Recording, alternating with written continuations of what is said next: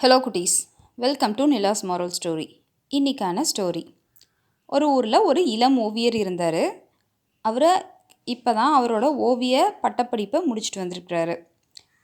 அவரோட திறமையை மக்கள் என்ன நினைக்கிறாங்க அப்படின்னு தெரிஞ்சுக்கணும், நம்ம ஓவியங்களை பற்றி மக்கள் என்ன நினைக்கிறாங்க அப்படின்னு சொல்லி தெரிஞ்சுக்கணும்னு சொல்லிட்டு இவருக்கு ரொம்ப ஆசை.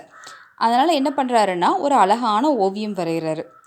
அந்த ஓவியத்தை கொண்டு போய் மக்கள் அதிகம் கூடுற இடத்துல வைக்கிறாரு.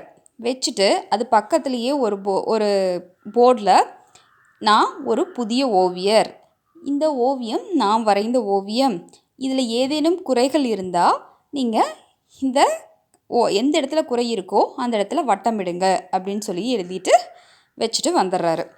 அடுத்த நாள் போய் பார்க்குறாரு, அந்த ஓவியத்தில் ஒரு 4-5 இடத்துல வட்டம் பண்ணியிருக்கிறாங்க.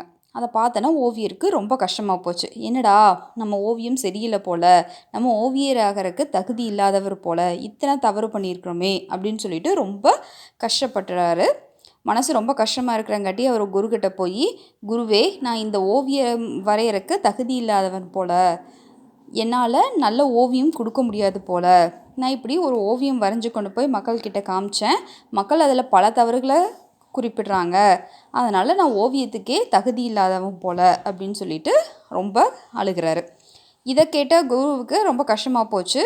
மாணவரை தேத்தணும் அப்படின்னு சொல்லிட்டு என்ன பண்ணுறாரு, தம்பி, இதே ஓவியத்தை இன்னொரு பிரதி கொண்டு வா, இதே மாதிரி இருக்கணும், நீ வரைஞ்சதை அதே மாதிரி மறுபடியும் ஒன்று வரைஞ்சி கொண்டு வா அப்படின்னு சொல்கிறாரு. மாணவனுக்கு ஒன்றும் புரியல. இருந்தாலும் குரு சொல்கிறத கேட்கணுமே, அதனால் அவரும் அதே மாதிரி வரைஞ்சி கொண்டு வந்து கொடுக்குறாரு. இப்போவும் எந்த இடத்துல வச்சாங்களோ அந்த இடத்துக்கே குரு வந்து அந்த மாணவனை கூட்டிகிட்டு போகிறாரு. கூட்டிகிட்டு போய் அங்கே அந்த ஓவியத்தை வச்சுட்டு அது பக்கத்தில் குரு எழுதுகிறாரு, நான் ஓவியத்துறைக்கு புதியவன், இது நான் வரைந்த ஓவியம், இதில் ஏதேனும் தவறுகள் இருப்பின் கீழே இருக்கும் வண்ணங்களை கொண்டு திருத்துவீர்களாக அப்படின்னு சொல்லி எழுதி வச்சுட்டு வர்றாரு. மாணவனும் சரி பார்ப்போம் அப்படின்னு சொல்லிட்டு வந்துடுறாங்க. அடுத்த நாள் போய் பார்த்தா அந்த ஓவியம் எப்படி வச்சாங்களோ அதே மாதிரியே இருக்குது. அடுத்த நாள் ஒரு நாள் விட்டு பார்க்கலான்னு சொல்லிட்டு அடுத்த நாளும் போய் பார்க்குறாங்க, ஓவியம் அதே மாதிரி தான் இருக்குது.